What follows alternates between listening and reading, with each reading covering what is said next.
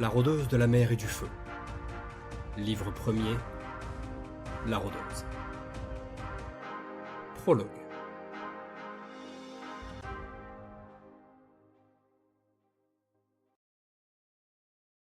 Je peine à ouvrir les yeux. Mes paupières sont lourdes, comme du plomb, encore engluées par un sommeil profond. Une torpeur tenace me cloue au sol, comme si le monde n'avait plus d'emprise sur moi. La lumière, bien que faible, me brûle la rétine, et je dois attendre une poignée de secondes avant de m'y habituer.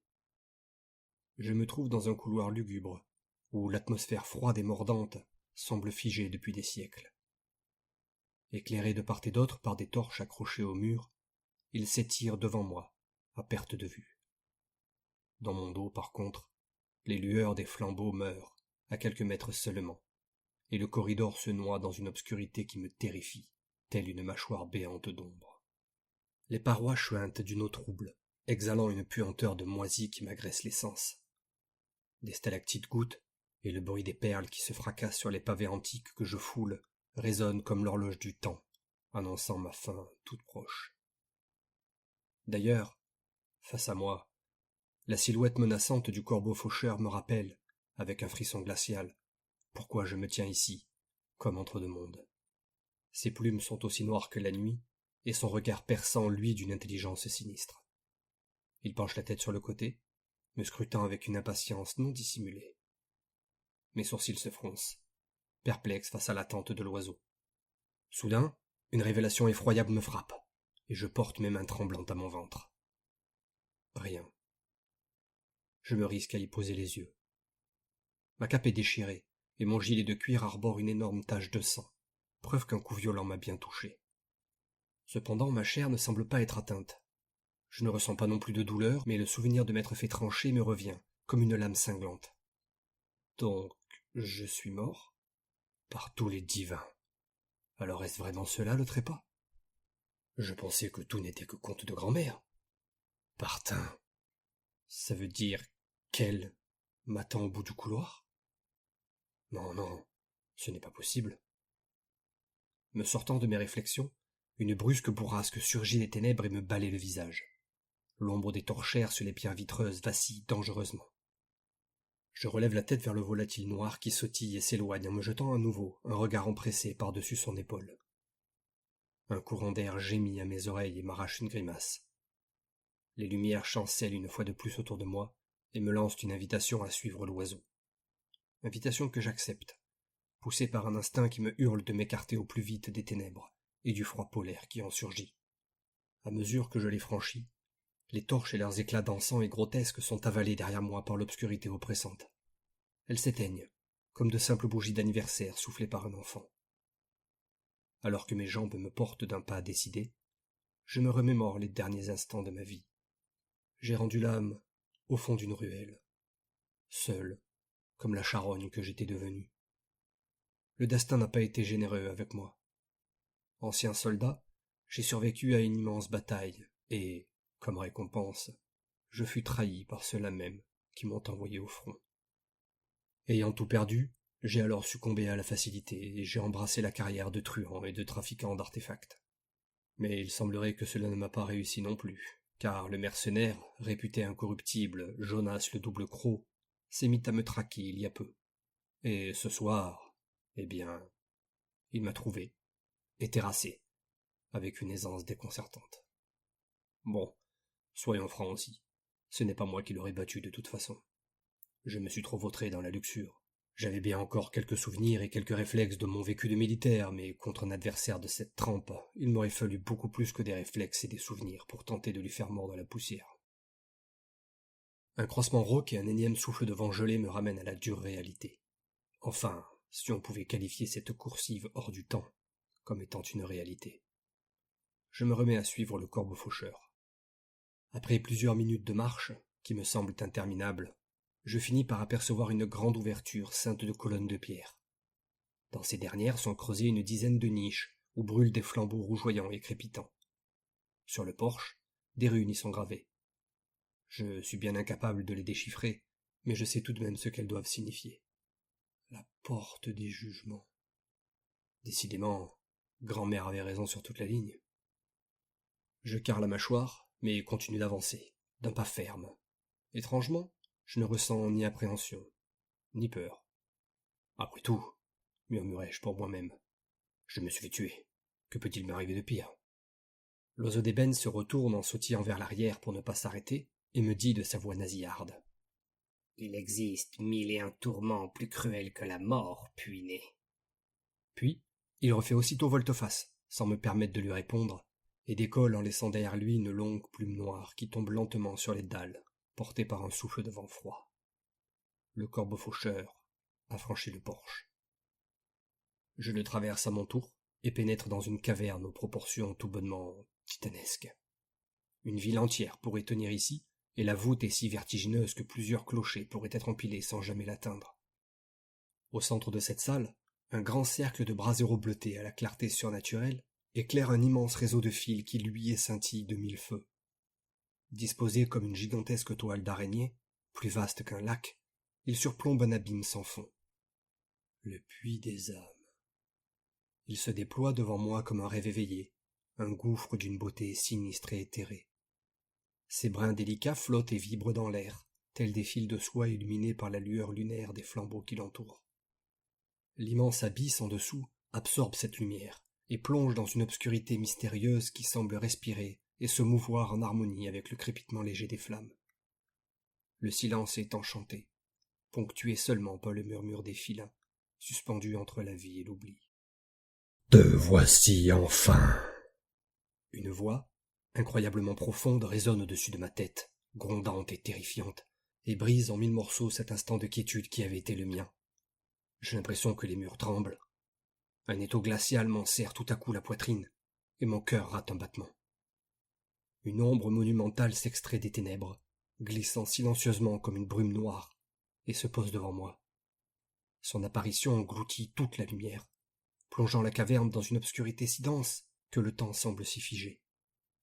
Colossale, elle me domine de toute sa hauteur, et son aura m'écrase littéralement les épaules. L'air devient irrespirable. Mes poumons se remplissent d'un froid polaire. Je suis paralysé, incapable de bouger le moindre muscle. « Te voici enfin !» répète-t-elle. « Je suis Atalnet, la titan de la mort et du destin. Sois le bienvenu dans mon domaine. » Partin, je fais face à un titan de Théla. J'essaie d'ouvrir la bouche, mais mes mots s'éteignent au fond de ma gorge, et aucun son ne parvint à franchir mes lèvres sèches. Une pensée se replie dans mon esprit. Je vais donc être jugé? En effet, répond la titan de sa voix caverneuse. Je vais te juger, puiné. Mon visage se décompose. Elle vient de lire dans mes pensées. La titan ricane. Et je peux faire encore bien plus. Sa tête monstrueuse se baisse à mon niveau et plonge sa multitude d'yeux blancs, sans pupilles, dans les miens. Bien que je la sente à quelques centimètres de moi à peine, je n'arrive pas à la discerner. Je ne perçois qu'une masse cauchemardesque de chitine, de griffes et de pattes, d'un noir aussi sombre que la plus sinistre des nuits sans lune. Des gouttes de sueur glaciale ruissellent sur mon dos et mon front. Mon rythme cardiaque explose dans ma poitrine. Mais commençons par le commencement, reprend-elle. Sais-tu ce qu'il se passe ici? Elle se retourne et désigne avec un de ses appendices acérés le réseau de liens luisants au centre de cet antre arachnéen. Je voudrais hocher la tête, mais mon corps ne m'obéit toujours pas. Chaque fil de cette toile est la vie d'une créature, de la mère qui allaite son nouveau-né à la fourmi insignifiante à tes yeux. Ton âme est celle qui brille le plus. La vois-tu? La monstruosité se décale dans mon dos sans un bruit, se déplaçant comme une ombre ou un nuage de brume. Libéré de l'obstacle, la faible lumière des braseros lointains m'enveloppe à nouveau et me réchauffe, offrant à mon regard le puits des âmes. J'avance de 2 pas, aussi bien pour m'éloigner de la créature que pour tenter de trouver mon fil au milieu de cet amas de brins gigantesques. Alors que je fronce les sourcils pour affûter ma vision, elle m'apparaît brusquement, comme par enchantement. « Elle va être rompue !» reprend la Titan. Car dans le monde des vivants, tu es mort. Mais ici, ce n'est pas tout à fait le cas. Tu peux ainsi choisir si tu désires te racheter de tes fautes ou être jugé sur le champ. Je serre les dents. Et nous savons aussi bien l'un que l'autre que si tu t'en remets à la seconde option, la sentence de tes actes ne sera pas belle à voir. Qu'est-ce que je risque? Osai-je d'un souffle, en recouvrant enfin ma voix. La créature se décale à nouveau devant moi, dans un bruissement de vent et un cliquetis à peine perceptible. Son corps massif semble n'être qu'un amalgame de pattes, de pointes et d'épines acérées. Sous ses yeux étincelants, je découvre une mâchoire énorme, pourvue d'innombrables crocs, de la taille d'une faux. Un rictus déforme ses traits, et elle me répond avec sa sombre voix. L'outre-monde, les enfers, le royaume des Tartares, Helheim. Les noms des terres de l'ombre sont nombreux, mais inutile de te dire que les âmes qui y sont condamnées ne sont pas les bienvenues, quel que soit le terme que tu leur donnes en fin de compte. Le maître des lieux, le titan noir Shatan, te tourmentera pour l'éternité, ou pire, fera de toi un de ses pantins. Alors, comment puis-je me racheter de mes fautes? Quoi sais-je? La titan de la mort abaisse sa tête grimaçante à mon niveau et, l'espace d'un instant, paraît me sonder au plus profond de mon être. Il te suffit de retourner dans le monde des vivants et de me rendre un service, gronde-t-elle. Inconsciemment, mes sourcils se froncent. Quel est-il? Acceptes-tu mon offre? Me coupe-t-elle d'un sourire malveillant. L'heure tourne. D'un mouvement de son gigantesque crâne, elle désigne mon âme, qui se tend, tandis qu'une araignée ombreuse descend des ténèbres du haut de la caverne et s'immobilise à quelques centimètres d'elle. Les longues pattes de l'arachnide brillent et s'apprêtent à fendre l'air. Pendant une seconde, je reste bouche bée, me demandant ce qui allait se passer. Une deuxième araignée surgit alors du plafond et se rapproche dangereusement de mon lien, qui se raidit encore un peu plus. Mon cœur accélère. Les deux créatures noires vont le sectionner d'un instant à l'autre. Malgré la centaine de questions qui tambourinent dans mon esprit, je n'ai pas le temps de peser le pour et le contre de tout cela. Mes yeux s'écarquillent, engloutis par un désespoir sans fin. Ma mâchoire s'entrouve et, finalement, je finis par hurler « J'accepte !» Un frisson glacial parcourt mon échine alors que mes mots résonnent dans toute la caverne, sonnant le glas de mon destin. Les araignées dans le puits des âmes suspendent leurs gestes. Puis, dans un mouvement brusque et synchronisé, elles remontent dans les ténèbres, laissant mon fil de vie perdre de son éclat et se noyer dans tous les autres brins de cet amas sans fin. La titan me fixe de ses yeux perçants, un rictus sinistre déformant ses traits. Une tension écrasante envahit l'air et m'étouffe. Voici donc notre pacte, puis né. Il ne peut être ni brisé, ni annulé.